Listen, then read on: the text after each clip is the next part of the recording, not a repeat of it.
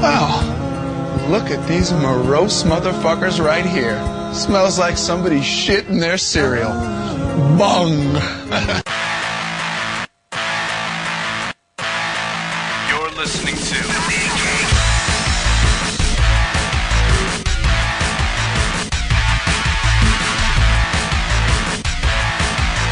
Comics Podcasting on the edge of civility.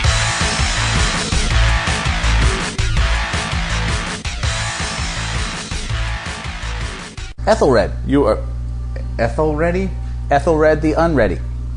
I don't know what you're talking about. He was a British king. You're frightening me terribly. Dude, you're the history buff. I don't know anything about British history. Why should I care about that? You speak it. I don't speak British. You want to debate this? English, motherfucker. Which came from where, bitch? But it ain't British. Oh. You speak brutish. Yeah, pretty much. You brute. I am a brute, in fact. Oh, kids, what can I tell you? It's been a long time. So we're finally recording episode 210 of the Mean It's been Geek. a week. They don't know that. It feels like a long time. Wow. I leave you alone for a little over a week and you're like, my social life is gone. I had Dalton. That's true. Yeah. And you probably didn't rock the falsetto either. No. Did Chris like the... She loved the Mad. She That was awesome. Squeaked with joy when she saw that Sergio fucking novel-size book thing that you gave her. Yeah, so yeah, it was good. She enjoyed it. Cool. So I guess the elephant in the room is that San Diego just ended. Lots of crazy shit happening over there, man. Some big reveals. Well, a lot of movie stuff. I mean, everything I've read on it has kind of supported your frustrations that more and more it has nothing to do with comics. It has to do with comic movie. Right. Like, the comic updates, I've seen nothing on. Virtually no, that's not zilch. true. I read a little bit about Marvel. The big comic news that I saw, I didn't get to finish the article because work, but is a couple guys, it looks like Remender and Gillen are no longer going to be writing for Marvel. At all? Gillen is holding on to Darth Vader. But other than that, they seem to be switching out to focus on, in Gillen, actually Gillen and Remender, both the 4 bajillion indie books that they write. They do. They write a lot. But Gillen right now is doing what for Marvel? Actually, I thought it was down to Vader. I thought it was down to... Now, I think he has something else, but we don't read it, oddly enough. So we don't care. I'm just happy he's keeping Vader, because that fucking book is ridiculous. That doesn't need to change right there. And they have the next generation of indie guys coming up, so... Yeah. We'll see what they have to say about things. And Star Wars behind the scenes thing, that 3-minute... Did you catch that? No, I don't watch any. I still haven't seen the trailer, the extended trailer, nothing. What? Nope. We ought to stop right now. I know, because I want to go into that movie as clear as I possibly can. That's not a bad thing right there. See? I've been avoiding a lot of stuff, but the trailers themselves I'll watch. No, but I did see like part of one. I saw like, you know, one of them was Han only Solo 30 looking seconds 2 long, bajillion for God's years old, sake. like we're home, Chewie. And I'm like, oh, that's Chewbacca. I'm like, no more of this. No. So I am as ignorant about this as you possibly can be. I know the names of a couple of people who are in it. I couldn't even pick them out of lineups. I am going to go into this movie like I did in fucking 1976. Like, la, la, la, la, la, la, la, la. You're not going in dressed as a Smurf. No, nor will I sing the Smurf theme. But I'm going to go in fucking completely like, what is a Star Wars?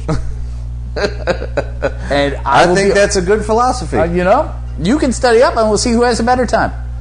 Oh, no, I'm going to have a good time. It's like at least once. 6 weeks afterwards, like, hey, that fucking scene didn't... At least once, we're going to have to do the fucking 2 giant beers and go watch a movie, see if Rev falls asleep moment. I will try that.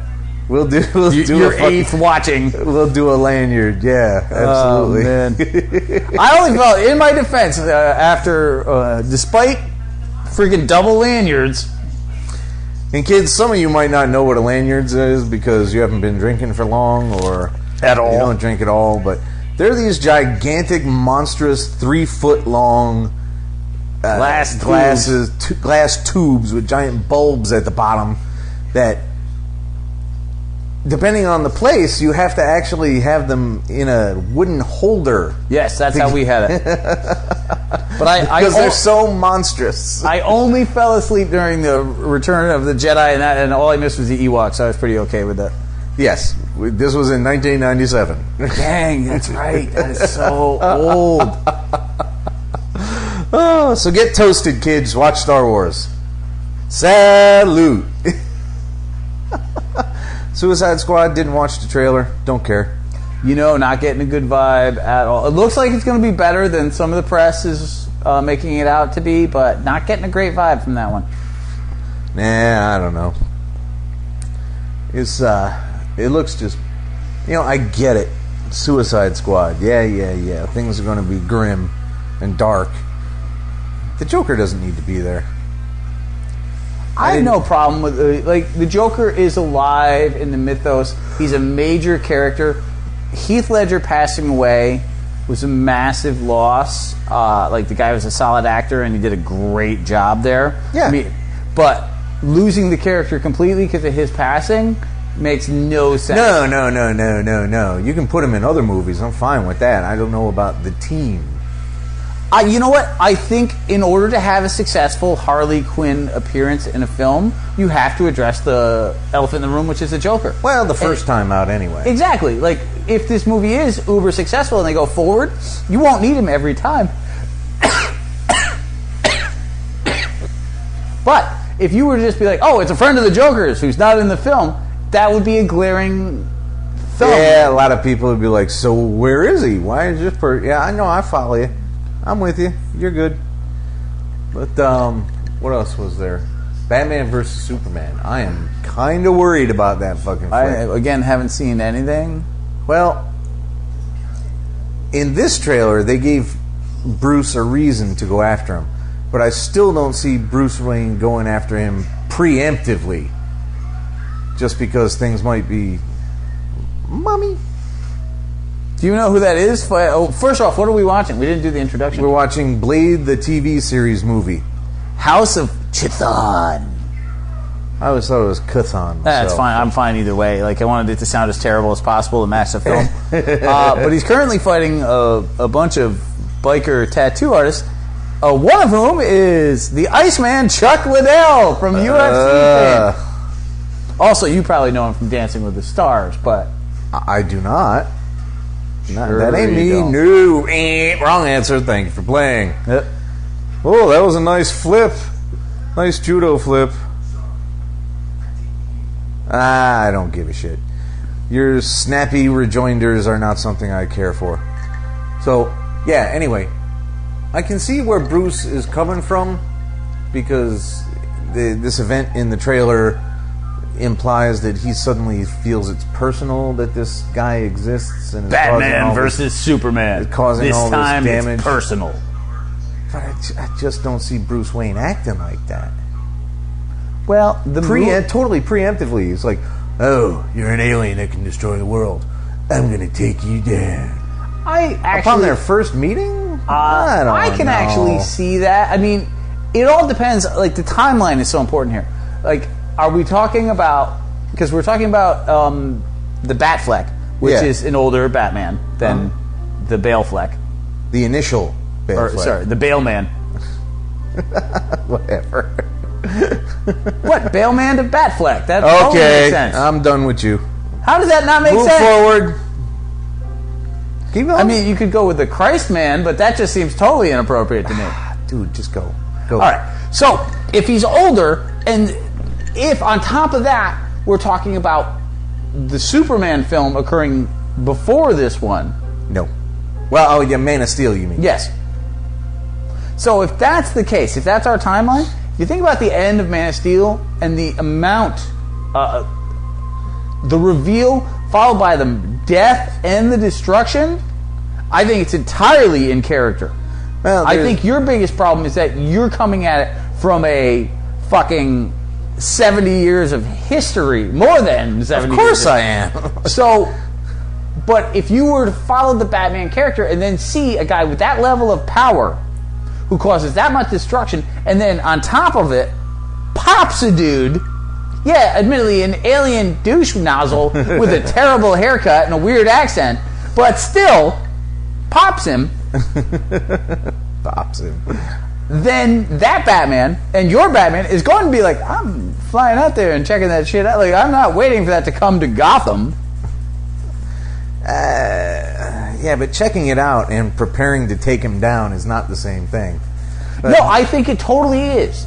Because the thing you also have to take in mind is that if you follow Man of Steel, if Man of Steel is your introduction to Superman, right. And now we're not talking about like, I watched Man of Steel, I'd never read a Superman comic, because then you made a poor choice. Like, I'm sorry, like, wasn't a terrible movie, but you know, if that was your first and only Superman experience, like, you're just like, yeah, somebody dropped the ball. Or something. I don't get kids like this, dude. The fact of the matter is, if you're in the DC Earth world and all you know about Superman is what occurred in Man of Steel, yeah, because most of the positive I'm a nice guy shit hasn't had a chance to happen yet. well, no, there was a lot of it which helped that character immensely, and I thought they did a really good job. But the rest it of the wasn't world doesn't publicized. know that. Yeah, Right. All they know is like two fucking flying freaks went to town and an entire city got its ass whipped. Like, they punched up a town. That's true. So That's true. From the perspective of Batman, he's sitting there on the press getting all the good news, because you know he gets like the high-end premium news channels. Neither guy looks like a nice person. Not particularly, no. Like, yes, Superman doesn't seem to be taking out the civilians or seems to be protecting them, but at the same time, he's still killing the other guy. And it looks like that's his agenda. Like, you don't know that he doesn't want to do that. It's the only way to stop him. You're not, like, privy to that. That's true. Comic book Batman has the advantage of Superman, just not taking a motherfucker out. Like, that's just off the table. So comic book Batman has to give him the benefit of the doubt because he's never killed anybody. In this case, first fucking meeting, that guy rips a Kryptonian head off. Yes, I'm exaggerating how he killed him. Fine, Yes, fuck off. I wasn't. Come on.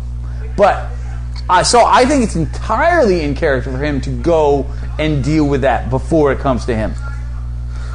There's an implication in the trailer that Bruce is actually in Metropolis at the time. Of that. Yeah. Well, you know what? Of course he is. But again, that's comic book 101. Like, hey, Batman has something to do in fucking Metropolis. Bruce Wayne. What an odd idea that the richest and most powerful person in Gotham comes to Metropolis at the same time that Gotham's major superhero, who's got a ton of time and a ridiculous amount of money on his hands based on the amount of gear that he owns, is also available. It really makes you wonder how nobody's put two and fucking two together. At least Superman combs his hair. And they had 1, 2 super quick, like, barely second and a half images of Wonder Woman in action. Looks pretty good. Okay. She's got the shield, she's got the sword, she's looking...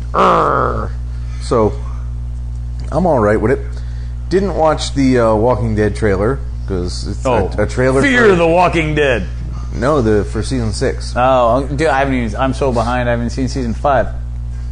Thank you, stupid Hulu, for not having that. Did you even get to 4? I think I saw some. Yeah, because at the end they go to the town. Yeah. Yeah, that was the last thing I saw was the end of 4. Alright. So, I mean, well, no, that's on Netflix now, so you should be good. Oh, is it caught up? Yeah. You get so confused, you're like, I gotta wait forever. Yeah, you make it wonder. It makes you wonder. Whatever. I don't care. You wonder. So... Why, he went away. And I wonder where she will stay. My little runaway. Run away. Fuck it. I don't care if anybody didn't enjoy that. That was fucking singularly awesome. You guys got a fucking 2-part falsetto Del Shannon sing along. And if you can't find it in your heart to be like, oh yeah, all right, fine, that was cool. Then you, get off my goddamn podcast. Thank you, Dennis Farina. Aha. Well, it's been 15 minutes, and we got the largest pile in the fucking known universe. Plus, we're hoping to get to part of Marvel, too, if we can. Maybe. So. We'll see about that shit. All right, fly! So, eventually, we're going to get to... oh, hey, one last small aside. Sure. Yeah, I gave you a gift. You added to your Christmas cover collection. Oh, yes! The Ash versus Santa Claus. So fucking bad.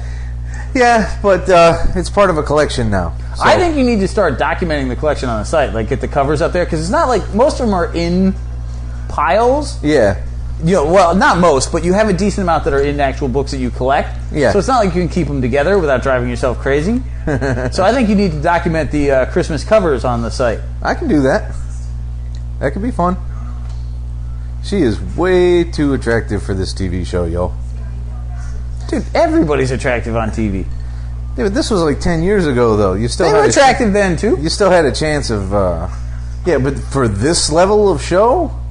And she's got a gun. That just makes her hotter. Everybody run. Not really.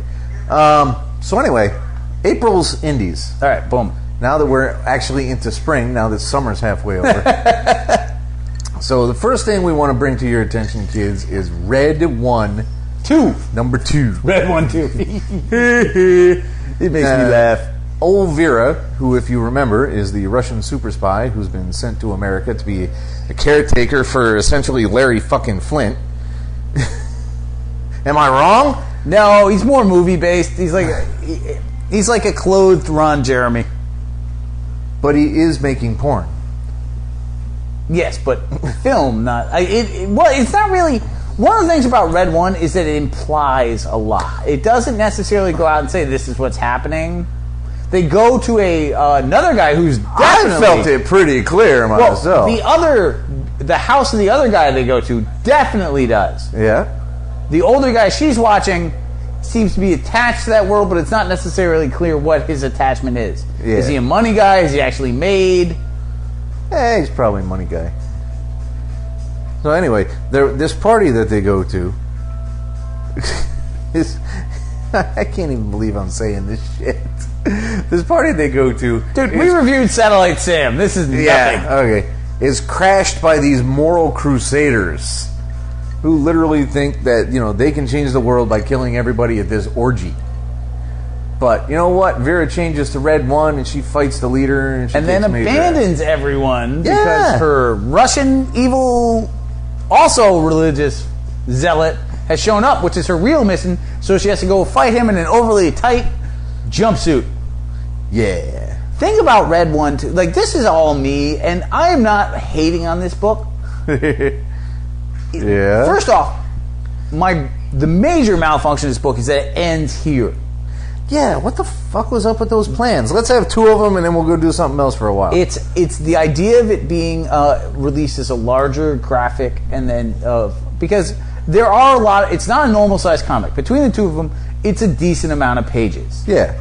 So if you were to get like an $8 graphic for this thing, like if it's a $20 graphic, I'm telling you right now, people are like, yeah, I want to check out Red 1. It comes to graphic. No, don't bother. No. It is ridiculously well drawn, and while there's a cheesecake factor, it's a lot subtler and cleaner than some of his other stuff. Clean's not the right word, because everything he draws is insanely clean. Yes. But it is well done. The panel setup is still smaller than the norm for him, which is a little odd. Yeah, he usually likes mediums to larges. And this is just tiny. Like, this is like Giffen-esque. It's not quite, a 6-block Brady Bunch, but... 6-block Brady Bunch. That's what he does! It's true, man. Giffen needs to break out of that shit. Hey, if it works for you, it works for you. Yeah, but he hasn't drawn for like 60,000 Everybody years. is likable, but because there's 2 large issues with a lot of pages, everything is crammed. Like, this would have flown better in a slower sense. So if this were a 4 issue, and they could have spent a little more time here or there, Right, something more. You Yeah, know? And now we got to wait how long for the rest of this? A few months, and then red 1, 2, 1. It Oh my does God. seem kind of silly. Yeah. You know? Red 1, 2, 1. Suddenly we're talking in binary, for fuck's sake.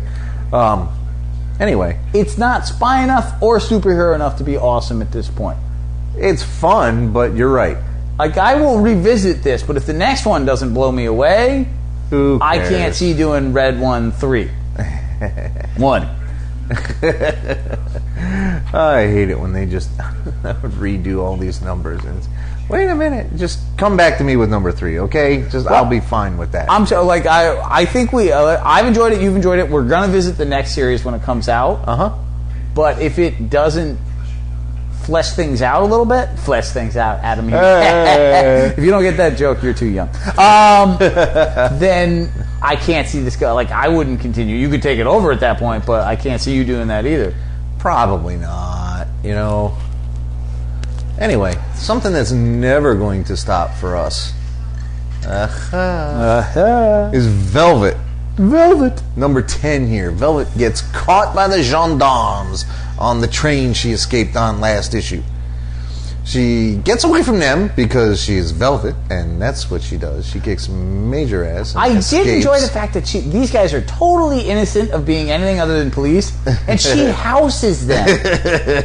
Like, she doesn't kill them, because that would be unfair. Like, you know, yes, she's a rogue agent, but you can't come back from killing innocent cops. No. But beating the living fuck out of French dudes? French pigs, it is alright to be them. Dude, there's some major league ass-thumping French guys. She cuts across country and they send the dogs after her and she's like, I can't kill the fucking dog. Oh, man. dude, don't make me kill the fucking The fact dog. that she had to beat up a dog is so much more important. Like, she's a very English person. Because the fact that she had to hurt a dog is way more important than kicking some French guy in the face. I'm like, what? That's like that's like Commodore Wife's little thing, like when she's watching CSI, and she's like, oh, they killed the dog. I'm like, they just murdered a fucking family of 5, including a baby. But you didn't have to hurt a dog. First off, fiction. Second off, babies greater than dogs. Like, let's just be really clear here in the overall scheme of things. But yeah, when you're British, apparently French people are lower than dogs. So Well, there you are. I mean, here's your fucking title. When you're British, I don't know. Can I get away with that? probably not. Yeah, I'll try. It can be a quote.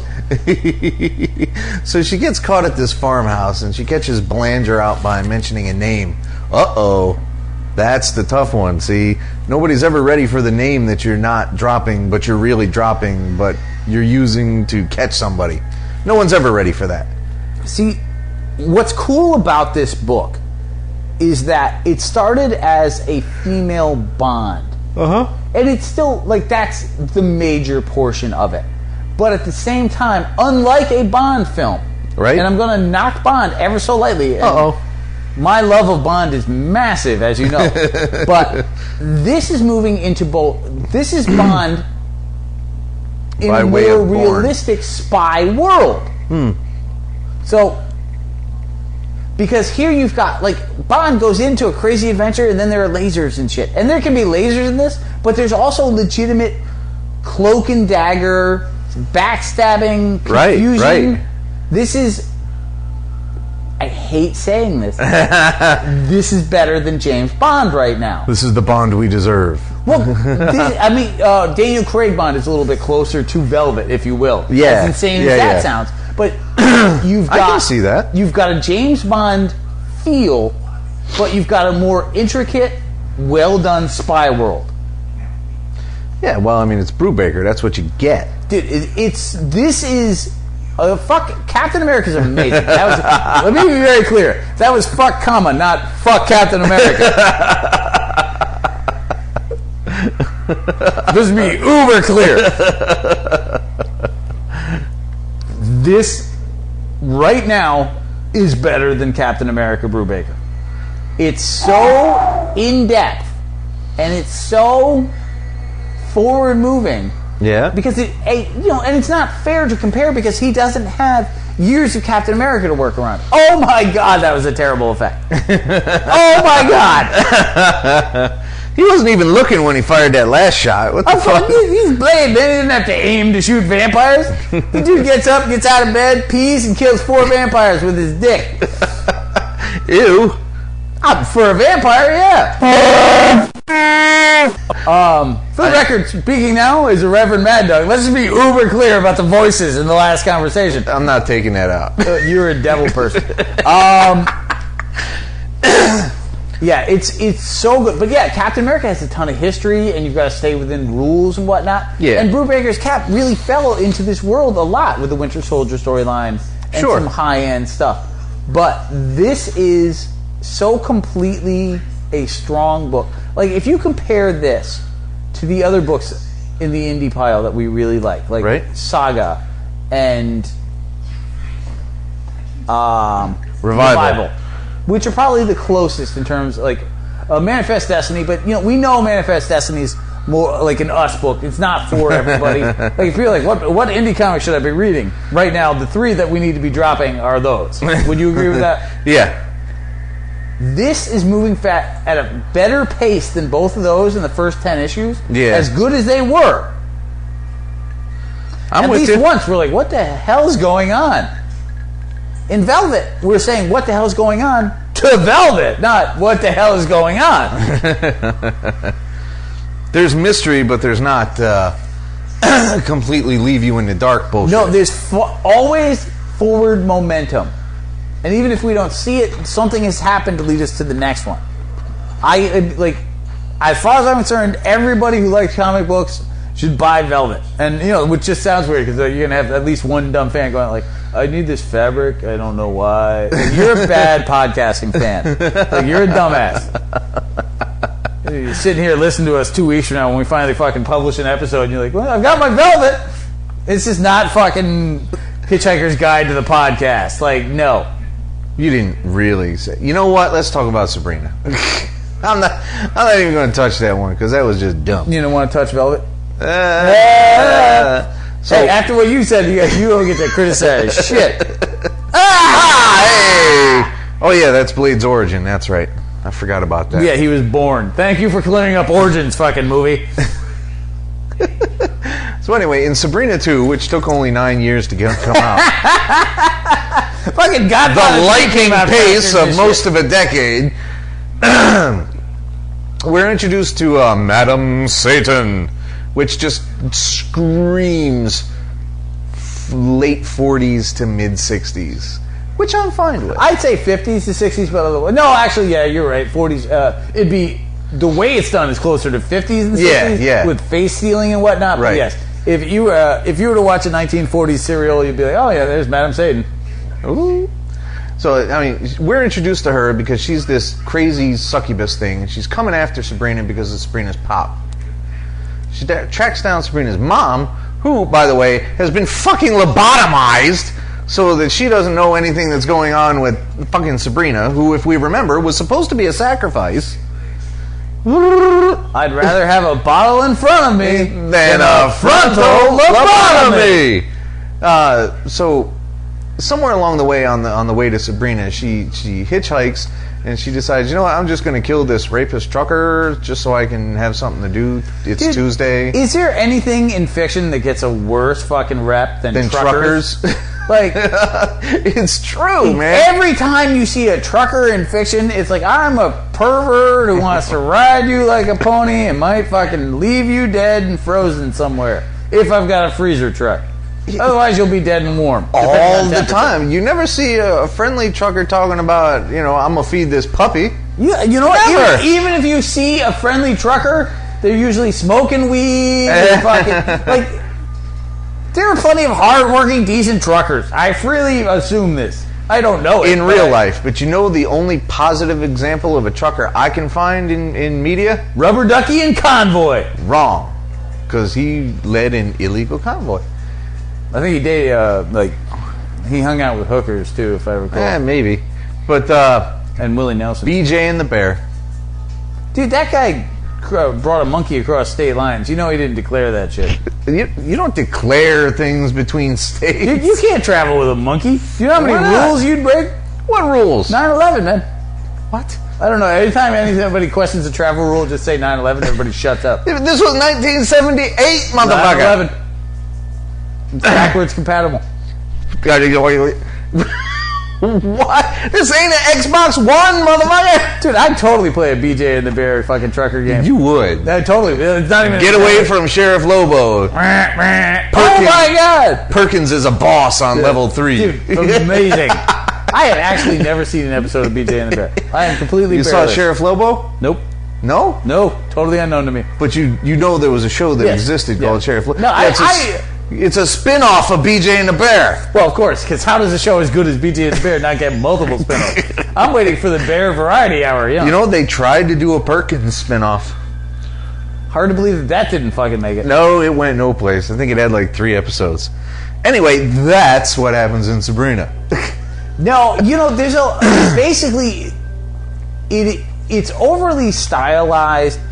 Sabrina is a cool book, and I'm enjoying it. It is not as good as Afterlife with Archie. It just can't be.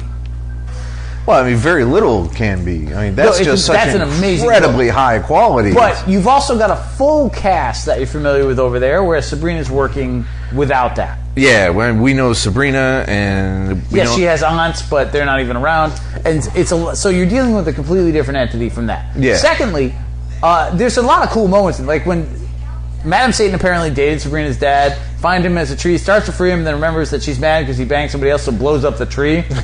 So you're batshit loco. We know that. On top of this, there's she revives her mom's mind and then leaves her in a lobotomized form, so you can know what's going on but can't get out of it. That's harsh. Yeah, dick. Totally harsh. And it's not like what's her mom? It's not her mom's fucking fault. Nope. It's her pop's fault. Kill the pop. Whatever. Don't kill Sabrina. Any way you look at it, things are going to go badly in this book, but it doesn't have the universal appeal of Afterlife with Archie. Not yet. I mean, Archie's doing a lot of cool things right now, or cool in a relative sense, air quotation mark. We've got Archie versus Predator, which we're talking about soon. Archie versus Sharknado is coming. I don't know about that, yo. You ordered it, though. No, I didn't. Dude! No, you can go to fucking shop if you want that. Dude! You can go to the shop if you want that. Shame on you! No, shame on you! You! Shark motherfucking NATO. Hey, would you have thought that Archie versus Zombies would be good? No, but we fucking owned it, and it's amazing. Yeah, but zombies are good on their own. Sharknado sucks ass no matter what it's paired with. You don't know that. I watched that movie. That's enough for me. You got halfway through Sharknado 2, too. Halfway is the key point. Well, we're going to finish it at some point. That's crucial to note. Half fucking way. You'll get all the way through it, don't you? I know. You will have to bring me more liquor than this. Done and done. Anyway, they're doing all these neat ideas and clever things right now. Yeah. But you're just not going to hit a team as strong as the Afterlife with Archie, because how many fucking comic books do? Well, I mean, they are written by the same guy. That is... But no matter how... Yeah. Is it the same? Aguirre Soera, whatever the fuck his name is. I think that's the guy from Rogues back in the day. Is it? Aguirre? I could be wrong on that. Whatever.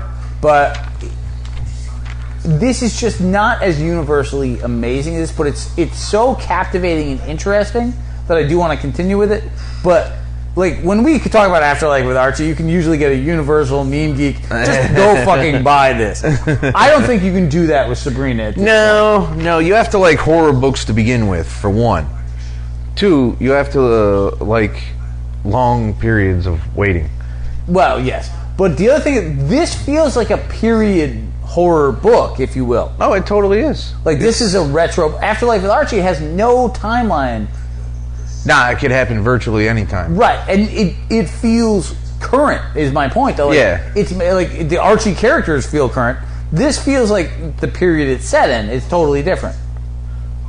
All true. Not bad, but I can't give it the same universal acclaim, but I am totally looking forward to the next one at the same time. Yeah, some people can't handle period pieces, which is just bizarre to me. Yeah, that's why Archie Downtown Abbey hasn't happened yet. Ouch. Downtown Archie? Okay, now Downton. Downton. Now, you've cursed us, Next week they'll announce solicitations for fucking Downton Archie. Yeah, but if they do Downtown Archie, Riverdale Archie as Abbey? a pimp in the 70s? Going downtown. I would read Pimp Archie. Shit, man. Shaft Archie? Oh! I finally gave Dalton the Shaft book. He fucking adored it. He got all that. Did you give him the rest of that stuff? Yeah. He giggled his ass off for like 15 minutes looking at these books. Pimp. The game. So bad. I can't believe I spent money on that shit. You know what else is so bad? What do you got? Odyssey 4. Bad is not the right word. I had to down something sooner or later. We've had 3 books in a row that we adored. It's simply... I mean, it is. We've got... Let's defeat a space cyclops. Yeah, which is over now. That's all done with this issue. This issue wasn't the Cyclops? No, it was. They finished off the Cyclops. That was... But it's basically the whole issue is the Cyclops. Yeah. Yeah. They build ladders from bones and stab the Cyclops in the eye, and I just didn't care. That's all. It's... this is the last one, right? There might be one upstairs. Wowie. There might be one upstairs, yes. But there was not one in the new shipment, in the June's shipment. It's just not fun. It's not in any way terrible. Fraction is a great writer, and I don't like the art styling, and I don't care about these people in the slightest. And I read the original fucking Odyssey, so if you're going to make a variation on it, yeah, make me interested in it, and they haven't. All right, I can agree with you. Now, the fact is, I haven't read the kind of things that you've read. I haven't. I haven't had the same kind of courses, and I read what I can handle. I'm not going to lie. Some you totally handle that. I mean, I couldn't handle Moby Dick. I've never actually finished Moby Dick. It's cursed. Well, every time I start, remember, you borrow it, or fucking soda explodes, and it turns into a giant fucking pillow of a book. That book is cursed. But you have yet another copy, and you haven't gone back to it. My current copy of Moby Dick is published in the 30s. It's a hardcover with one of those painted old school kids book covers. Oh yeah, so it's probably not a good idea to try. Yeah, it's hard to kind of just sit down and let me get this to work. But anyway, you've made reading practically your fucking life. That's true, and that's not even an exaggeration. No, that's sad but true. I read when the pleasure strikes me, and when I see something interesting, and I enjoy the shit out of it. But I have very specific, narrow tastes as to style and genre.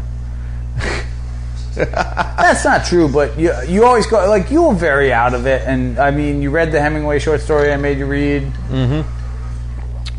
I didn't finish Farewell to Arms, though. But you did read Hills Like White Elephants. Yeah. So, I mean, the older the book gets, the less likely I am to be copacetic with it. At the end, I honestly do find a lot of what Fraction's writing on these pages, text-wise, incredibly difficult to follow. I have to read a page 3 and 4 times to really get what the fuck he's saying. Which is not fun. And that's not what I want for $4. No, I mean, honestly, I'd probably feel the same way, except, of course, I have the back history to kind of be like, oh, well, this is happening. And even then, it's vague because I read it fucking 20 years ago. It's not like I'm like, oh, yes, and now he's going, no, I can't tell you. What happens next issue in Odyssey? Shit. Bunch of chicks fucking fly through space and have an adventure. It's like Star Chick. I don't fucking know. Star Chick, by the way, is the most demeaning, not accurate description of Odyssey ever. No, there was no actual intent to impugn with Star Chick. No, but he's trying for this epic feel to this, and then I'm like, it's a female version of Star Trek.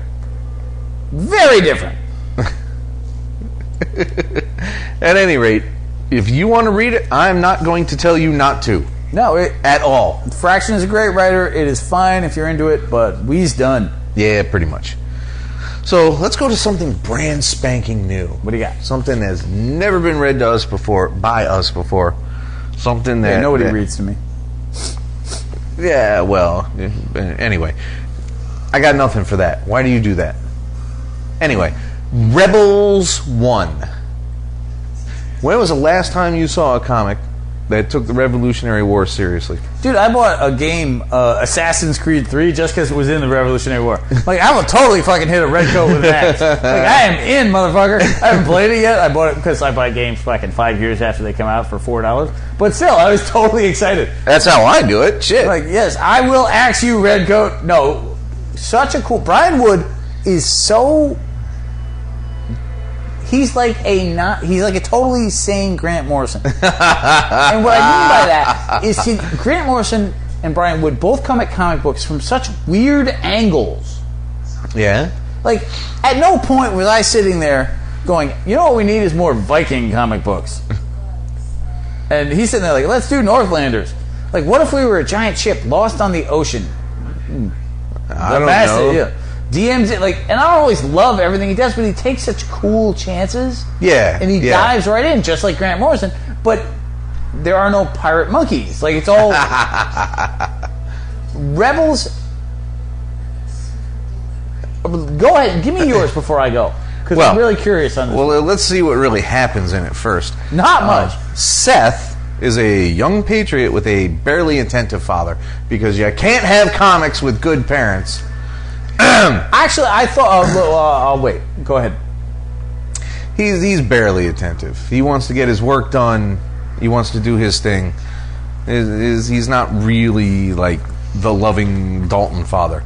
They live up in New Hampshire and they hate the fucking English like everybody should. Yeah. Then. Yeah.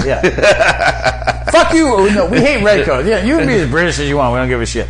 Go kick a French guy in the face. We've already delved into this. Now, over time, he runs scouting incursions, and he's got this buddy Ezekiel, and they pal around with Mercy, their neighbor, and they're mad about the English co-opting their land, and they're largely... There's a largely peaceful protest about the land, but the Redcoats storm the courthouse and kill some guys.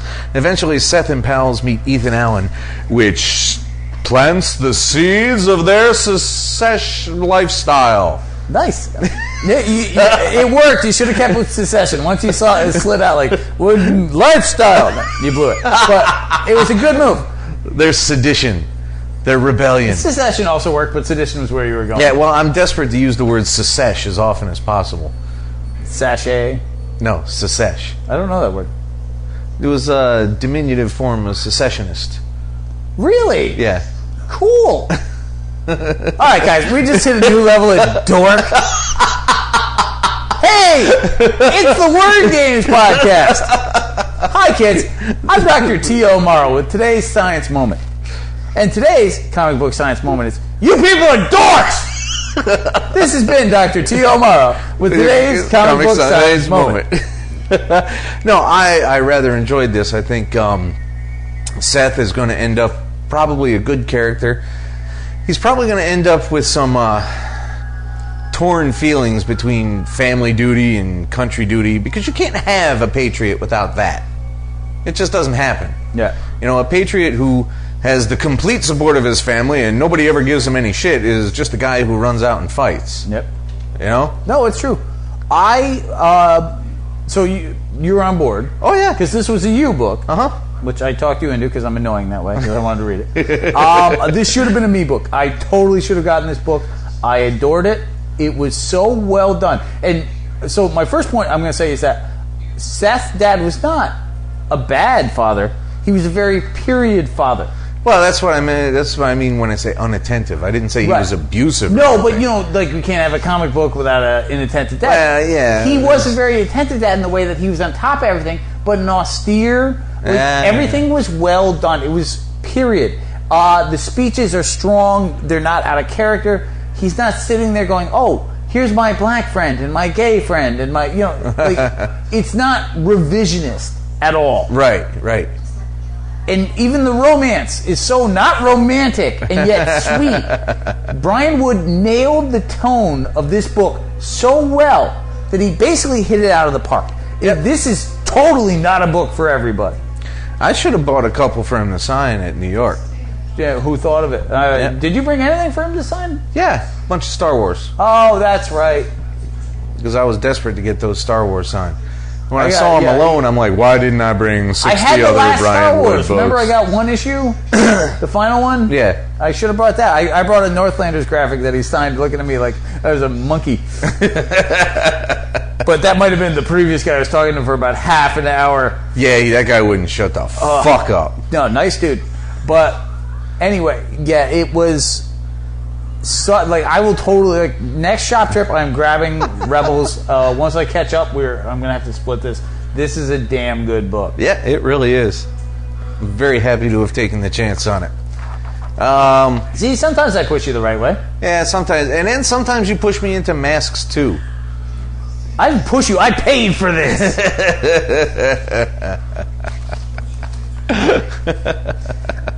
There's this crime thing going on, and like the Shadow shows up, and Green Hornet's there, and the Shadow kills some guys, and the Green Hornet disapproves, and because he's got his gas gun, you can't.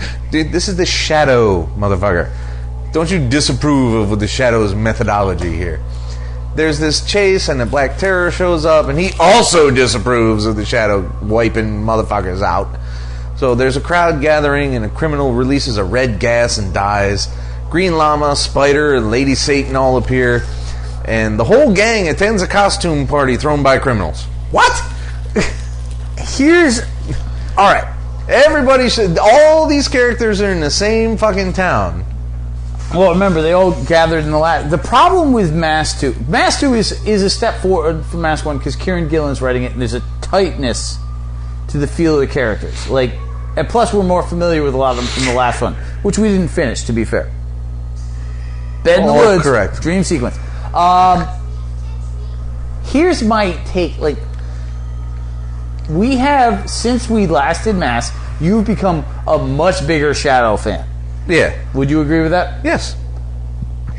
Better books have come out on the Shadow. Oh yeah, I'm not. I'm just saying, like, it's a character that you had less of an opinion out when we did the first Mass. Yeah. He's grown closer to you. Sure. I think that's a good assessment. My problem with Mass is that it's too broad in its scope. It feels like Project Superheroes. It really does. And it shouldn't. When it started, when we first started reading Mass 1, and it was just Shadow and Green Hornet and Zorro and the Spider, you're like, all right, these are all the classic pulp guys. I'm into this. And suddenly the pulp comics that no one has ever fucking read. Like, here's Black Terror. Fuck the Black Terror. Take your Green Llama and go. Like, if it had just stayed with the classic pulp guys, if it stayed closed and coherent, yeah, it would have been a better story. I can see that. And that's kind of why we killed it. Although eventually, now that I'm reading this damn thing, I'll have to find the rest of them because that shit irks me. Yeah, but Amazon Used will take care of you. Yeah, you know, like a dollar box. Like, I'm not Mass 1, 5 through 8 or whatever I'm missing. It's not going to be a fucking expensive buy. Well, it'd be $7. Fuck off. Anyway, that doesn't seem appropriate to this content. They have nailed certain character pieces. The Green Hornet Shadow moment was really cool at the beginning. Yep. With the debate of violence and whatnot, and very on character. But once, everyone starts showing up and there's like 35 characters again. It's a bit much. Yeah, it feels like a Secret Wars. I'm like, yay, no. And that's the inherent problem with these books. But at the same time, the plot is moving better and it's more coherent than the previous one. Not just, evil cops. So I'm hoping that it will be stronger, but I would have liked it to be a little bit less and not, here's Lady Satan. Who the fuck is that? Right. We're going to pause for a moment. We'll be right back. So yeah, that was Masks, and you are welcome to it, and it was better than the last one, but I can't care. It's so convoluted. It doesn't, like, if you had done a smaller pulp hero story, it would have been a stronger experience. Yeah, I think so. But what I'm honestly getting tired of, though, and I don't even know if it's picking up or not, whatever, is Outcast. We're up at number 8. Misery does love company. It does, in fact. So we open up with Megan, Holly, and Cop Dad being tense about birthdays for some bizarro reason. It wasn't made clear to me why. You know what? This is not a family that has a lot of happy, fond memories of anything. Yeah, but why is it so tense about this particular birthday? What's the big deal here? Is he 30 now? Probably the last one is when somebody went berserk and tried to fucking eat a face or something. Oh, that might be. Yeah. So the Kyle and Pastor are visiting Brian, a parishioner that has slacked off of his duties as a Christian. Which, because he was possessed. Well, still and all. Well, and therefore is possessed, is really what it... Really, this whole comic, all 8 issues, really come down to one argument, which is, hey, priest can't do a good exorcism. Like, if you wanted to take away faith in the Catholic Church, read Outcast, because that's what you're getting. But the bizarre thing is, the pastor ain't Catholic. Oh, what is he? He's a pastor. He's a minister. He's not a father. He's not a priest. That's right. What is a pastor? So, is Baptist? You can be Baptist. You can be non-denominational. You're much better at this shit. You can be Lutheran. You can even be Mormon as a pastor. Well, he's definitely not Mormon. No, and I've got this distinct feeling they're not in, say, Michigan. So I'm thinking they are in the South, and he's some type of random Baptist. Yeah. Okay. That's what I'm thinking. So anyway, Pastor reveals, hey, by the way, I've got a gigantic pentagram cut into my chest. Howdy doody. 2 points to that, dude, because I totally read that going the other way, where he wouldn't tell anybody. He'd start going heel. Yeah. So it's weird. Kyle, of course, like we do, wonders who did it, and then they kind of blow that off, though, and they go and visit Roy at the gas station. Could it be Satan? Yeah, I don't know why they blew that off. Maybe that was the previous issue. It's the devil, basically. It's not like, what are you going to do? Go into detail like, oh, this random guy was possessed. Yeah, but do we even remember when it happened? Yeah, he was visited, and it's like, I can do whatever I want to, because your protection ain't shit. And they go to the gas station, and it starts to become very, very, very fucking clear just how far the extent of demon invasion has gotten in this town. It is bad. Well, the whole area, because they've gone through a couple of towns. Like, they're traveling. It's like the world's shittiest road trip. The one thing I'm going to say to you in terms of this book is I'm not loving Outcast. It's very well done. Yeah. Is you need to keep buying it because you are an investment book guy, and it's already got a TV show. Oh, I've slabbed 2 copies of number 1. How many did you buy? And a copy of number 2. 1 for myself, 1 for me, 1 for you, and 2 to sell. That's all. Oh, okay. You slab both of the sell ones. Yeah. So if the show, so you're going to try and strike while the iron's hot, like by episode 3, if it's going well, throw that out there? Yes. We're going to do 1 then and try and wait and see if it gets like 4 seasons. The other one's crazy valuable. That might be an idea too. It depends just exactly on how what they actually move for, rather than what people are asking for. Right. And if the show is awful, then you're going to throw them both up quickly and try and take advantage. Because auctions that end with no purchases don't fucking count. I was only asking $500 for it, and that was too much. Insane what people think is a viable option. It is. Right, so you're playing it by ear. But yeah, so considering you already had the first 8, it's like I said, we're going to 12. But it's not a lot of fun. I don't look forward to this book. I do read it, and it is well written. It is well drawn. True and true. But at no point I'm like, ooh, yay, Outcast is here. Like, because you hand me a pile and I move them, like the shit that I want to read. It's like, oh, where's this? Where's this? Oh, Outcast. You can go in back. So it's down the bottom of your read pile. Yeah, I mean, there's a couple. Once it gets to a certain point, it's just like, which one is next? But yes, the shit I want to read, this is not at the front of that list. Now, I'm with you. So, let's go off. And we already mentioned really, really quickly this one. But now we have Manifest Destiny 14. This is getting almost ridiculously good and ridiculously ridiculous. It has become insane in the best possible way. The captured weird bird thingy has some serious venom in its bite, apparently. And family. And family. Sacagawea is developing some kind of worse than morning sickness deal going on there. Might be some kind of weird flu. Might be, devil creature babies. Nobody knows. They try to feed the bird thing, but it won't take anything. And eventually, its mom or mate or something just starts carrying motherfuckers off. Yet another army guy, man. They are falling hard and fast. And it's so hard and so fast that they're close to mutiny up in here.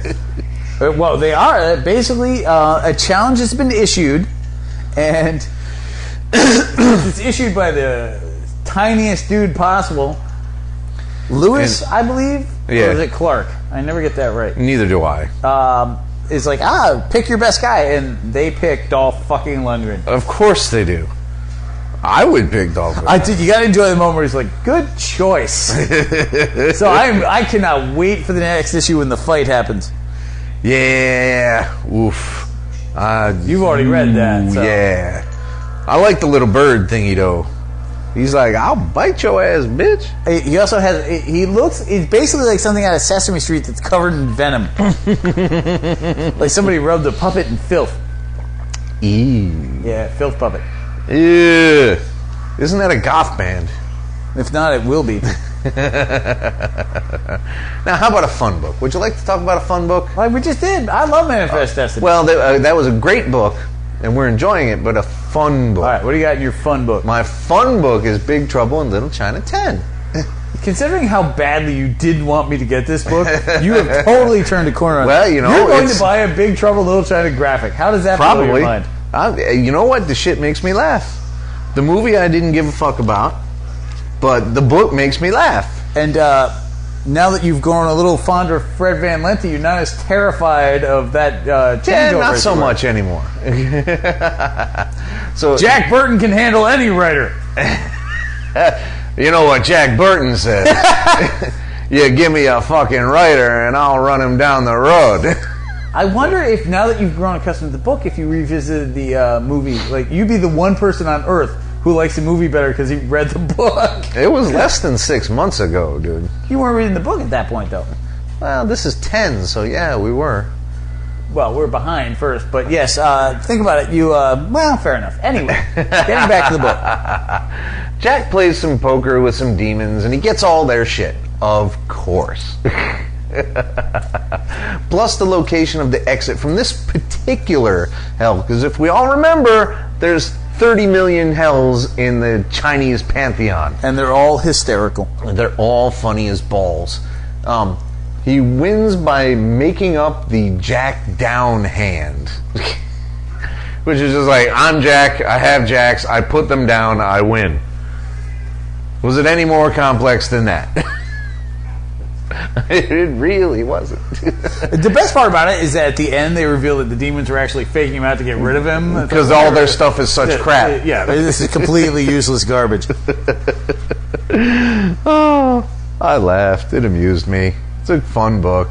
No, and let's not forget they end up Jack and Lopan end up as Hell's dishwashers at the end of this issue. Because they tear up a bar fighting. Yep. And cannot pay. Because, he was going to barter all that shit, but it turns out it was shit, so they won't take that in payment. Unbelievably. Like, such a good book. Yes, indeed. We got a run of good books, man. I don't know, man. We got to start finding some bullshit to scream at. Oh, yes, please. Could we? No, what are you looking at my book for? That's not... Oh, you... Now I recognize that tone. That's the don't you fucking dare tone because I'm being sarcastic. I have been waiting. Like, you have not stuck me in a while with some book that you're like, I hate this. Let me put this in there so I can ruin the Rev's day. Like fucking Blackbeard or... I bought Blackbeard in good faith. That's true. That's not fair. But there were others that you're like, I hate this so much, I'm going to give it to the Rev and see what he says. So? What do you mean so? That's a terrible thing to do. If that's not... And I'm so respectful and polite to you. Hey, excuse me? Now you just lying up in this motherfucker. Skull Kickers 32. Nice. Back at the Gizzard, which of course is the bar nexus of all realities, that Cthulhu thing we got concerned with last issue seems to be in charge, while Taxthalmus, what? That's a fuck of a name, and his pals show up. The demon that possessed the dwarf's foot way back in the first graphic. Right. Way the fuck back that nobody remembers because I forgot all about it. Of course no one remembers it if I forgot about it. Come on. I remembered it. You did not. I just said it! How can I not get credit for this? The elf frees their Earth Mother pal, and as it turns out, the Starros can't take alcohol, which is just a pity upon them. Don't you feel so? Oh, dude. I mean, that's the most genius. There's a one-panel joke of two Starros arguing while drunk that made me laugh so hard. Like, I hate that this book is ending, but it's ending on such an awesome note. And who saw that coming? Like, so good. After all that, the Taxthalmus seems to win, and that's when the original dwarf and the original gun guy show up. Oh, man. Ending that issue. Greatness. Absolute greatness. I'm just as disappointed as you are that this is ending. I'm so glad I took that chance all those months ago with the graphic. Yeah, you did buy the original one. I have to give you credit. Yep. And you're like, read this and then go buy one. I had heard so many good things about it. I'm like, look, fine, I'll give it a go. I think Skull Kickers is a dumb name at this particular moment, but I'll try it. Skull Kickers is now the greatest name for a book ever. Nah, it hasn't topped Atomic Robo, but... Well, okay. Oh, I got like a third of a page about Invisible Republic 2 here. Because so every 3 fucking panels, something entirely different is going on here. Sci-fi! It's so difficult to keep track of. So, Arthur McBride and his cousin Maya continue the fallout from killing the soldiers in issue 1.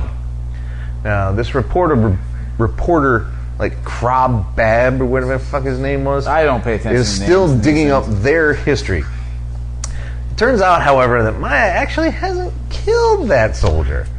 So they're going to be in big fucking trouble. And somebody's an angry, rebellious fucking farmer. Yes, McBride is like, I bad said, cousin. Yeah, the hell, baby. Wait a minute, lady. Something. I don't know. Yeah, baby is probably not appropriate. On this planet, it might be okay for cousins. We don't know. Ew. Why are you the gross one today? Because you ain't stepping up. Oh, no, you're stepping down, sir. Oh, where the fuck was I? She didn't kill that guy, so they're going to be in big trouble. Girl. They didn't kill that girl, so they're going to be in big trouble. Hey, you're gonna kill that keeps girl. Hitting bureaucratic horseshit while he's trying to investigate the McBride regime. Well, he is a bad reporter. He's a pretty poor reporter, really. And he's sitting there trying to get like book and deals, and people are like, dude, you blow. He's no Ben fucking Urich up in this motherfucker. No, he's Ben Urich when Ben Urich was terrified of everything. Like, they tried to kill my wife, and I'm just gonna Daredevil's a good guy, and I don't want to sell him out, but I don't want to die, so I'm gonna sell him out. It kind of throws me off, though, that the idea that records need to be kept on paper in a society with interstellar colonization, it just seems a bit off still. Paper is incredibly heavy, and the big thing about interstellar travel is mass. The more mass you have, the more expensive it is to send shit out there. And I ain't seen a tree in this book yet. All right, no, that's not. Well, they were on the beach, but I think there were trees in the first issue. Maybe. But yes, my interpretation is that yes, they come to the planet because printing on paper is easy compared to building a computer on a planet that doesn't fucking have minds yet. So if you look at it from that perspective, I suppose it's all about world building, and if there's a logic behind this, because it's equally bad sci-fi. Because yes, everything's on paper and it's hard for me to research.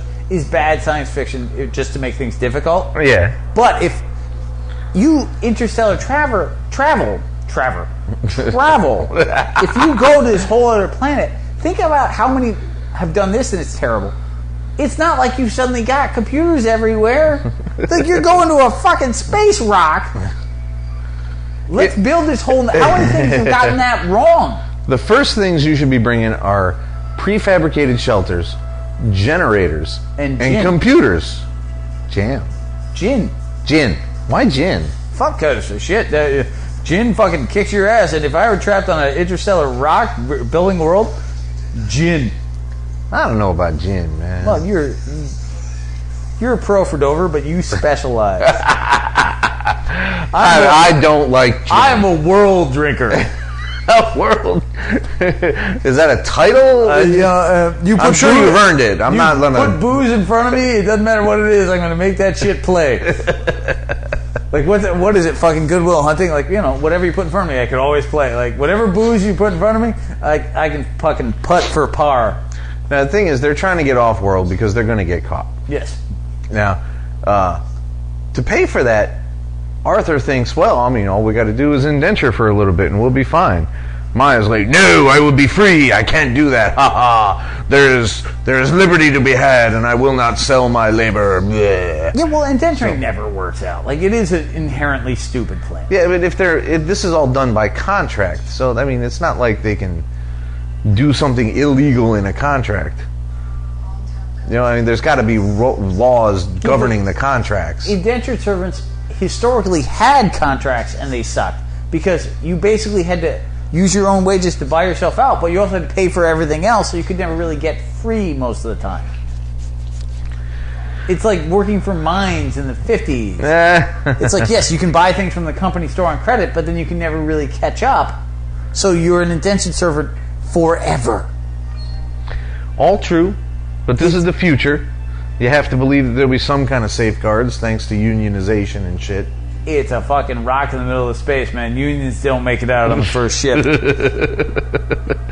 Alright, well, that was stimulating conversation. Descender 2. Dude, this was really good. I like Descender. That's solid. I also like Invisible Republic, but Descender, that went where I thought it would go. Descender's like, no, fuck you. We're going to blow up a robot boy. Tim, the boy robot, is revealed through several flashbacks here and there, caused by his files being restored. I got to learn to write better. Which is kind of clever. It's like, here's a file restored.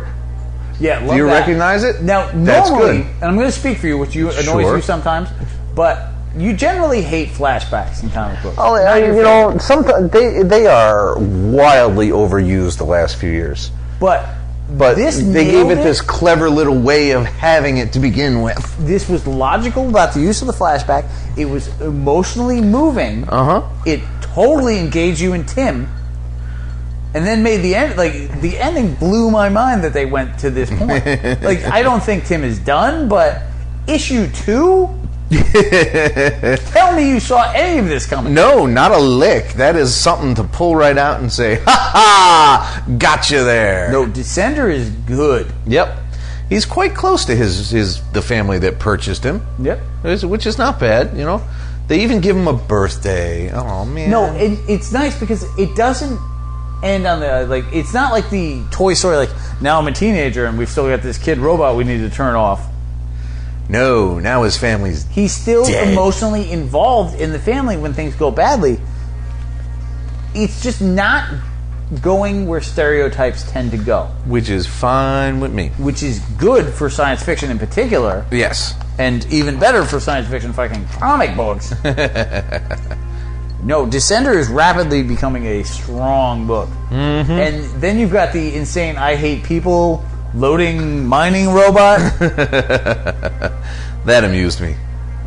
It really did. Space pirate, everything about this book is just good right now. So I'm really looking forward to the next one. Hopefully it stays to the same level.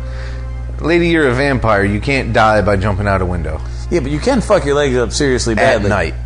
Yeah, but that'll heal in 35 seconds. Oh, she's testing her jumping skills. Okay. Edward runs very fast. Blah. All right, now we can get a little grim again. You want to go back to grim? I'm not giving you a choice. There's War Stories 7 and 8. Now, there's German refugees escaping the Russians during tank attacks, and this girl Rachel falls into the frozen river. There's a German tank crew with a broken Panzer, and they clear out and abandon it. And eventually, the freezing Rachel and family come across the Russians who assault them. Ugh, that's never good. Russians are bastards, man. World War II Russians, they are not motherfuckers you want to come across in the woods. What the cool thing about these two issues in this storyline, is that Ennis has once again taken. He has to stop with tanks. He's got to move forward somewhere, man. He's got tanks and planes, and that's what he's got. It's all been tanks and planes lately. Man.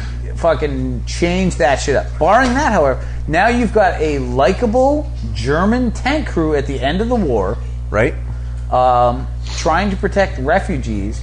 You've got a guy not taking advantage of a beautiful teenage girl, which is nice for once. Exactly. You've got a completely different viewpoint from the norm. The idea is horribly stereotypical, but the Germans are relatively nice guys. One of them snaps and kills himself in the second issue. They see some truly fucked up shit, but they're trying to protect the kids and the mom. I assume, being cynical, that the reveal will be that they're Jewish, and then how the Germans deal with that will go one of two ways. Oh God, I hope not. But right now, I don't know. You think he'd pull that one out? I feel like he's been. I feel like in the war books he's been getting less complex of late. I can't believe he'd do it right after the Israeli war start arc. But at the same time, he's making positive German, so he's going to go somewhere different. Yeah. Okay, I can see that. But yeah, we could use another Nightingale or Condors, a ground-based or a water-based story, because the tanks and the planes have been. It is getting a little patternistic for him. And yeah, honestly, the tank crew, I feel a little hit over the hammer with that. But other than that, again, he's killing these things. The best thing Ennis does is war stories. At the end of the day, if you're not going to do Preacher and you're not going to do Hitman, then just give me this shit all day long with the occasional Rifle Brigade just to get the crazy shit out. Although we should have Section 8 coming soon. Change your mind? I changed my mind on that. Maybe I'll see what the store has. I don't know. Wow, we got through this whole fucking movie. And we do have... which of us did the DC one that he did? That is Section 8. No, the Monster one. Or was that Marvel? That's Marvel. That's where monsters dwell. Is that you or me? I know I wanted it. I can't remember, so we'll just say you then. Okay. Fine by me. Makes shit easier. Yep, pretty much. Now, eventually, this poor ragtag fugitive group comes across a mass grave of naked women, and Rachel develops a hatred of the barbarian Russians even further. Maybe it's Russians did it, and maybe it ain't. A lot of weird shit happened in that region in that time period. Well, that's the cool thing. He doesn't take the easy out generally, although it has been a little more simplistic in some of them sometimes. Yeah. But then you can't have every war story can't be the most complex thing either. Sometimes you want the Dirty Dozen, and sometimes you want a bridge too far. And sometimes you want a big red one. You're like, what the fuck happened in this? You have my copies of all of those, by the way. Yes. And they're getting plowed through. They are. It just occurred to me, you borrowed every World War II movie I own, except Pat, and you're like, I own that one. Well, what I asked for was every important war movie. And I gave you everything, because they're all important.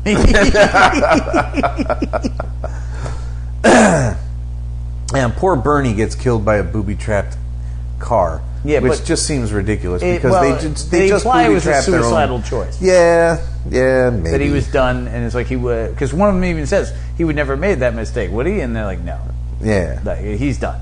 even especially after they booby-trapped their own tank. Yep. So whatever. All right. Now we've had crazy. Now we've had weird. Now we've had Revival 29. Oh, well, let's combine them all into one giant fucking Muppets. Oh, it's so bizarre, man. Martha is staying with Tao and Crazy Ass, who has gotten so freaked he's making protective salt circles for himself, which is never going to fucking work. Because this is not Dungeons and Dragons, it's fucking Revival. So the mayor has a meeting with this fundamentalist Gorky, who, if you remember, crucified her own damn self, and reveals his wife is a reviver, which we've known for some time, but the public inside the book has not. Ed Holt is holding Dana at gunpoint, trying to draw out Ibrahim, who shoots his dumbass, and he should, because I'm tired of fucking Ed Holt. Like, So it's just sick of his one dumb less ass, crazy man. old guy is so necessary. Now we can keep track of him. No. This fucking book has more characters than a soap opera on crack. Ibrahim has made a terrible mistake doing this, though, because Ed was about to spill it. So, shit. Now, the mayor's wife has actually put a bomb inside herself and blows it up at a press conference. Gorski's not worried about flames, though, so she goes through the records for survivors, which is actually pretty good. Well, That's not bad. Gorski is a likable reviver. Like, they introduce her in a creepy way and then use her as a nice person, which is kind of cool. Yeah. And it's another twist, because it keeps her from being this one-dimensional nuthatch. Do you still like Revival? Yes, but I would like some of the things closed out and simplified. It's so confusing. Like, I want to go back and reread to kind of get back into the vibe of it. Yeah. But the issue is so fucking confusing at this point. And so much is going on. There are so many damn characters. It's so bizarre. And they keep introducing new threads, like this whole mayor and Gorski negotiating to create a better town for revivers and everything. It was always complex, but it's getting outlandishly Convoluted. so now. But, it's still high quality work. Yeah, Let's be certain about that. Well, that's why I asked. Like, it's not like I hate the book. I still enjoy it. I look forward to it. But I don't like know it a that lot better than Outcast. I'll tell you that. That's true. However, I will say, like, when I'm reading Revival, I'm like, I'm not even sure I remember some of the, like, there's so much going on. I can't name a damn character because there's 45 of them. I can name them. You write it down. Yeah. Name the daughters. Do what it takes, yo. Martha and an M. Which one's which? Actually, Dana and M. Martha is M, which is dumb, because, what? It Martha starts with M. It makes sense. But it's EM, so whatever. What? Dana and Martha. There's no Martha is shortening the of younger Martha, one, so who's M. kind of gothish. Yeah. Dana is the one that's the sheriff deputy thing who works for her pop. What's the gay deputy's name? The gay deputy. He hasn't shown up for quite some time, actually, so I don't remember. And What about the Jack LaLanne dude? The Jack LaLanne dude was, oh shit, I know. God, I don't. Her boyfriend is Ibrahim. Oh, thanks for clearing that. So my point, and you're much better at that than I am. I'm like, it's a guy, it's a girl, guy, girl. I can tell that. That's about it. It is so much happening in this book. It's a confusing book. It is a great book, and I will eventually pick up the graphics so I can revisit it. But it's an eventually. Yeah. I see what you're saying. But I can't. I still think everyone should be reading this book. But yeah, it's harder to follow than a lot of the other. Like, Saga is equally immense, but it's easier to follow. Right. The lines are a lot clearer. There's fewer of them. Yep. Ugh. But when you look at what Tim Seeley has done before, from this Hack Slash to this, is fucking amazing. Yeah. Not that Hack Slash didn't get more complex over time, but the level is so insanely different. Now, the Fade Out 5 brings us Gil drinking at a bar when Brodsky comes in looking for camp. On set, the shoots are not going well with the poor writing and Maya being Maya. Dottie does some PR shots with Maya and then just kind of wanders off with Charlie. Just, oh yeah, let's wander around. In flashback, Val and Charlie, Valeria, which is the whole point of this book because she was the murdered starlet that Maya replaced.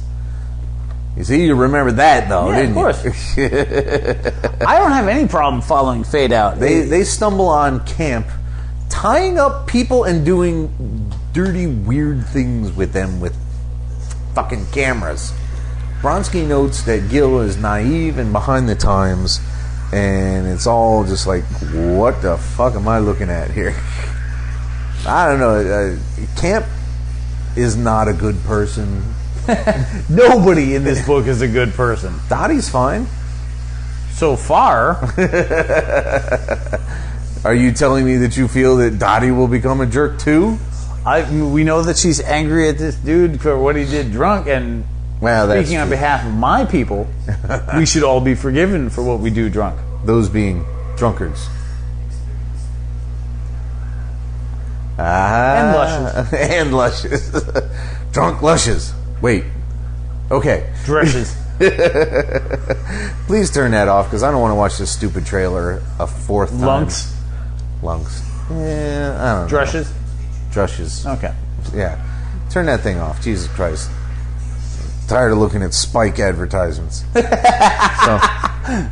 So that for once, this was a pretty straightforward issue of the Fade Out. Things are. It's definitely ramping up. It's interesting because our lead writer character seems to be less and less of a lead character. Yeah. I don't know what else to add to that. Is this a series or a mini-series? Like, well, it was in the running for an Eisner for a new series. So this is ongoing. Yeah. So this is taking the fatale role, not the criminal role. Yeah.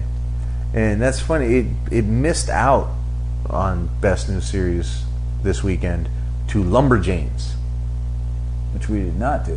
Yeah, because we're not teenage girls. Well, good is good. I mean, we like Miss Marvel. Maybe we need to visit that at some point. Yeah, but there are books that are yet more focused. There's all ages, and there's a teen girl book. Yeah. And they're not the same. That's true.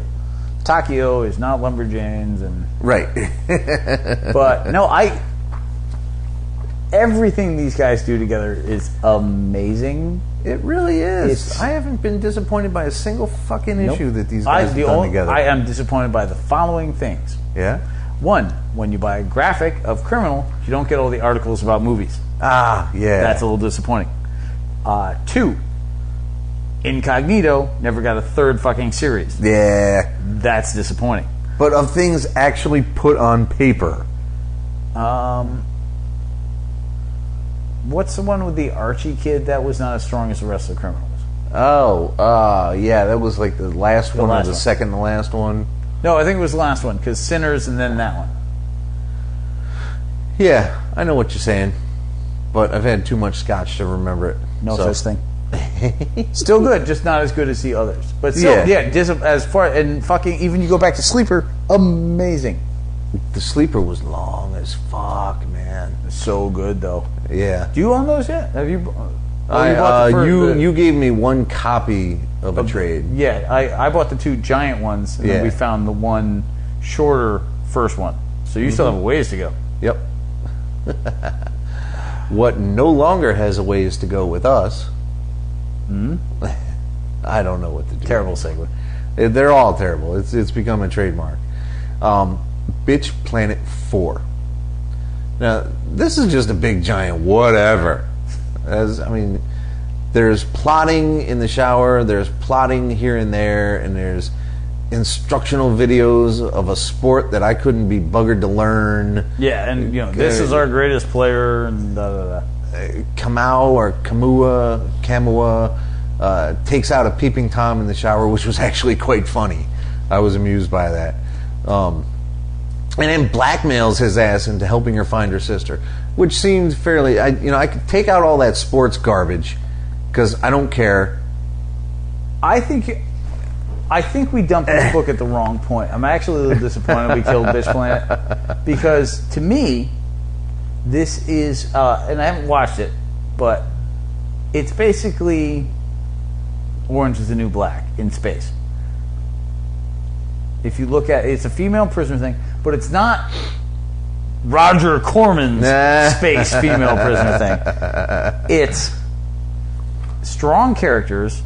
There's some diversity. Yeah, it's not death. Like, ooh, I'm really fat. Ooh, I'm really tiny. Oh my god. But as these characters build, they're showing more. Like, each issue has gotten better. Like, I hated the first issue. I preferred the second issue. I liked the third issue. Like, the book is improving. And it's unfortunate that we hated the first one so much. Like, it was an uphill battle to save it. I still don't care about sports. You show me prison shit, give me prison shit. But I get the feeling... I don't want the longest yard with giant women. I have no problem with that, but I think this is going to be more like rollerball. That is the longest yard, right? In prison? Yes. Okay. But I get the feeling this is going to be more rollerball where people don't make it. Maybe. And I'll fucking watch rollerball all day long. That would fit the motif, though. Which is what I'm saying. Like, if this book had caught us differently, we might have stayed on, and it is improving. And we may look back and be like, damn, we should have kept up with that. Maybe. But there's just too many damn good books out there. It has the dumbest title to have to buy in public. Bar none. And it's not like the people at the counter you're buying it from are not going to question it. True. Really. And mentally, though, you never stop yourself. Like, I don't care. You can go to a comic book, like, you can do whatever you want. Look at you. You wouldn't even order Sharknado, which I pay for. You're like, fuck it, I'll put this money towards one of the ones I give him. Like, he ain't getting Sharknado. And no one was going to see you do that. It's true. And then, I think Cameo, or whatever her name was, I think she's a decent enough character. But you got to grab fast. At 55 books a month, there's too many other strong books, and it's a slower build, which is awesome when I'm captivated, but when it's mediocre for one, it's bad for one, mediocre for two, and starting to get better by four, that's just not captivating. Yeah. I can see a lot of people getting into this book, and I think they should, because it has gotten way better. But if you were drawn right in from the beginning, you have a lot to look forward to. We weren't, and we're killing it. Yeah. Whatever. You could resurrect it if you want to shell out the money. That's yeah, we missed a couple of, let's be honest. I'm probably not going to go back and find them. If it's jet on over to fucking midtowncomics.com. It don't take a whole lot of effort. I've never done that in my life. Doesn't mean nothing. There's Westfield Comics don't if you mean prefer. Nothing. Not a thing. Kids, if you don't know what that means, watch Hamburger Hill. Yep, pretty much. If you don't watch Hamburger Hill, listen to another podcast. That's a damn good movie. It is. It's in the pile. I'm getting to it. But I can't watch that many Vietnam flicks in a row, It's just like... So, anyway. Is Hamburger Hill Vietnam? Yeah. Pork Chop Hill is Korea. Thank you. Oh my God, I totally reversed that. Oh, that was annoying. I hate getting shit like that wrong. Right. Let's get something right with Holmes and Houdini 5. What are you waiting for? Your description. Okay, fine. I thought I was, it's Holmes and Houdini. I thought you were just going to launch. Holmes lies dead, and Rasputin prattles on about the great spirit of Russia, blah, blah, blah, blah, blah, and he speechifies for several pages while Houdini tries to escape, dousing the lights, but it doesn't help, really, because it's fucking Rasputin. He's mystic science, mystic guy that everybody hates. Well, because the guy was filthy. if he washed that cock a little more often, maybe he would. Dude, that guy did incredibly well for a filthy Russian monkey. It's the eyes, man. It's all in the eyes. Gross. The crazy eyes. So gross. So, anyway, Holmes returns and he ignites some film stock because thanks to Inglourious Bastards, we all know that film stock is frighteningly flammable. Dude, I knew that from Cinema Paradiso. You would. Who else would? I never finished that flick. What? Yeah. I don't even know what it's about. Film. What do In you Italians. think? Ooh, Italian film. That's what I want to watch. You should. I can't get through a French Hey, flick. oh my god, this is the worst fucking,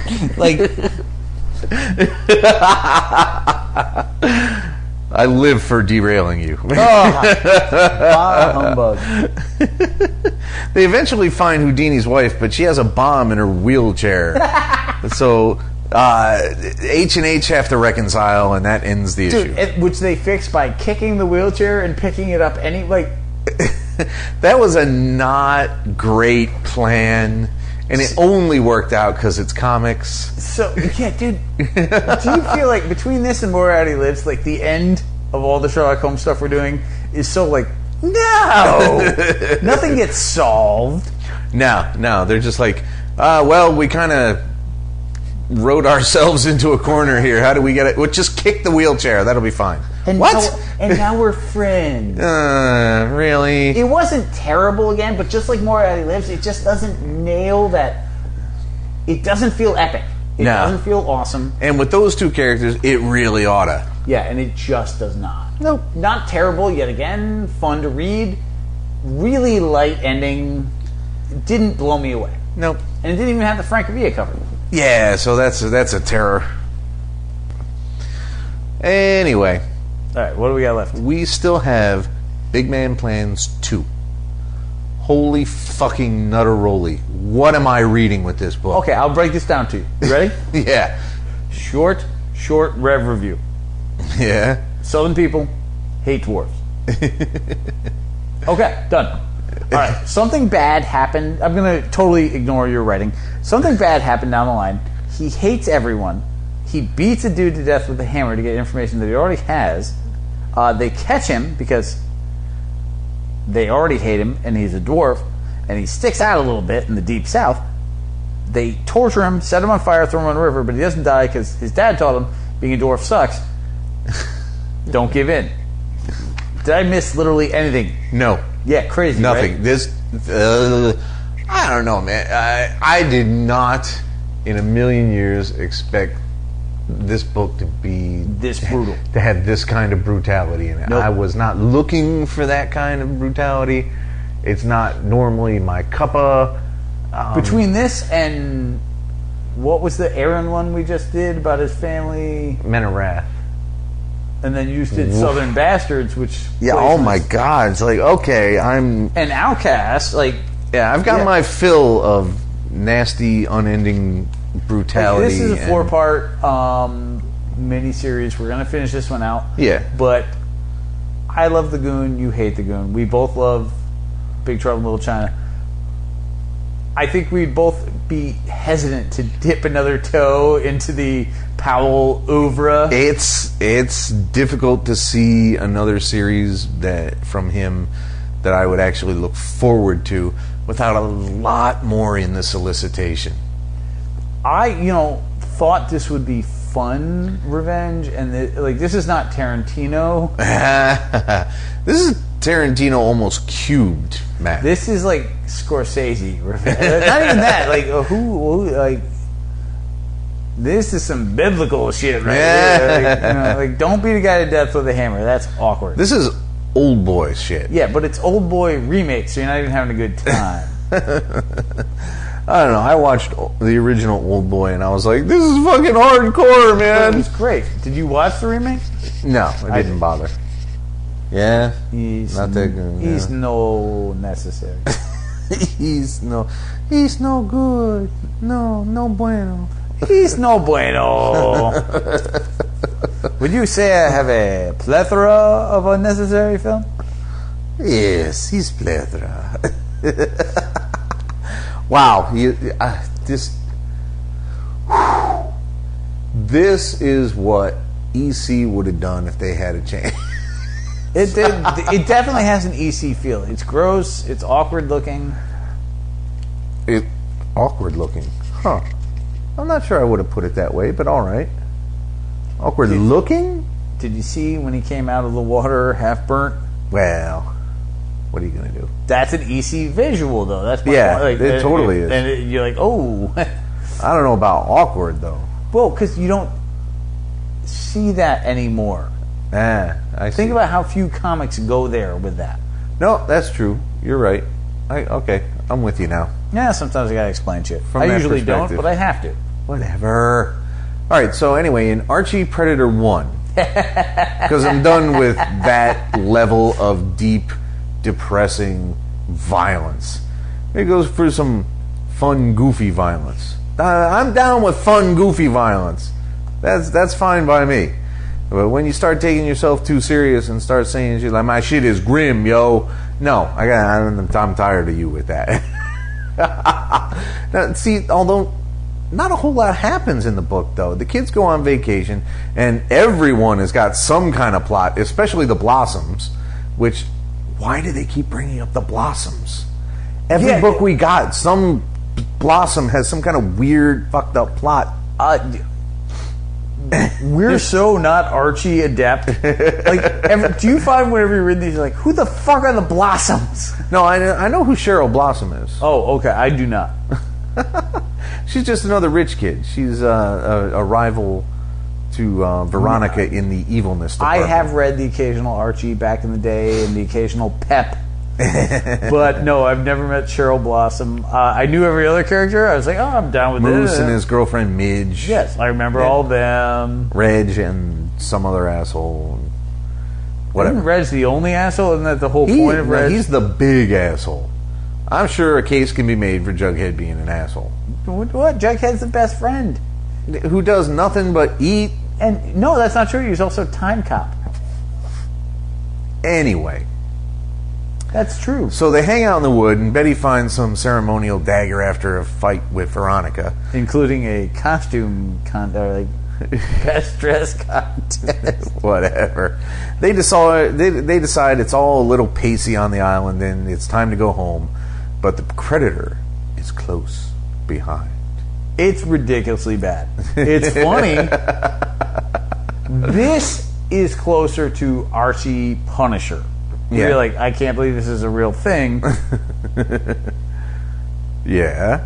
And that's it. Like, there's no. You don't hate it. You're like, it's there. You're like, holy shit, Archie got the Punisher. There's nothing that really grabs you in this one yet, because it's got there has to be some kind of setup. Why are they in a hot enough? Why would Riverdale be? Riverdale would never be hot enough to attract the Predator. No, but that's so they why have they're to in go this- somewhere. right. They have to intrigue the Predator. And then they he have to follows spend all these 22 pages setting up why the Predator would be in Riverdale. No, this is, as much as I love Afterlife with Archie, as much as I enjoy Sabrina, this is no so good. Plus, it's done in the classic Archie style, which is just a weird choice. Well, I mean, eventually they were going to have to go back to that. But, like, You know what would be a really fucked up choice? Is if they went to, like, 50s Archie style. Then, that would be, well, Archie style is 50s Archie. Like, as far as comic book art of evolution goes, Archie's like they're just standing on a mountain like, this is where I make my stand. All right, well, maybe this is where I die. I got my decades wrong then, because the 40s Archie looks very, very different. Really? Than Dan Parent stuff. Oh yeah. See, It's a lot more detailed, a lot more interesting. Really? To look at. Yeah. I'm completely Look it up. not down with my Archie then, which I'm remarkably okay with. Because the only Archie I buy has some other dude trying to shoot him with a fucking space rifle. There's your title. The only other Archie I have. That's way too long, man. That'd be a good quote, though. Let's call this fucking monster space arc of an episode even with Saga 27. Oh, speaking of space arcs. Aha! That's a segue.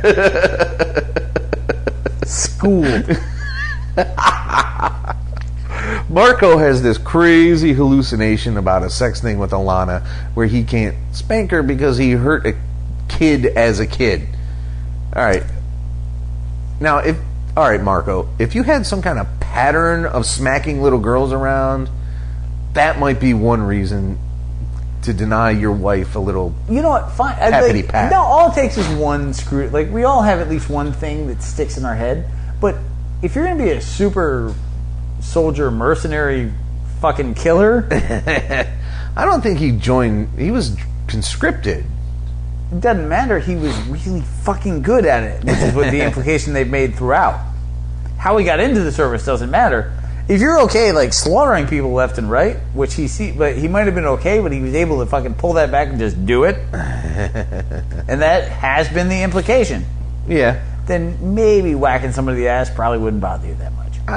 You would think so, and that's my real thing. But Yeah. But they specifically made it that it was the root of the kid being the kid and smacking the kid. We had fights with everybody, including other girls. Each other on more than one occasion. But whatever, you got to have a story and it's drama or some horse shit like that. Anyway, Ghoul and Robot 4 panic as Marco and Hunchback OD. And Marco continues to hallucinate other weird shit. Dude, how bad a drug dealer is it when you OD all the time? This book has way too many ODs in it. That's true, actually. What issue are we on? 27. And this is like the third or the fourth? Yeah, easily. What? No, stop it. Yeah, wow, I hadn't thought about that. But yeah, this is a very drug-heavy book. And when you read 30, you're just going to need eye bleach. Oh, super. 29. You're going to need eye bleach. No. Still a great book. I can't wait for the next issue every time. But maybe less ODing. Yeah, less ODing. Get down with ODD, yeah, you know me. Stop that right there. Because the episode's over. Bless you, fucker! And away. The Mean Geek is recorded live at the Reverend Mad Duck's apartment whenever the hell we can get to it. Find us on Facebook, Stitcher, Twitter under @TheMeanerGeek. Subscribe to us through RSS. Or we can be located at our own site, www.themeangeek.com. And most importantly of all, you can find us as a proud member of the Comics Podcast Network. Email us directly at themeanergeek@gmail.com. Can I drink now? You may.